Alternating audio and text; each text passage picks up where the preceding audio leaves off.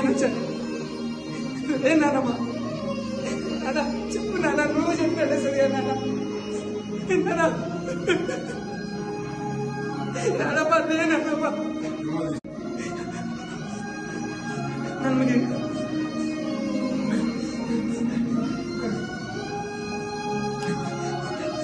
నాన్నమ్మ నాన్నమ్మ నువ్వు నాకు 10th క్లాస్లో కమ్మలం ఇచ్చినావు కానీ కమ్మలు తెచ్చినానే అమ్మా.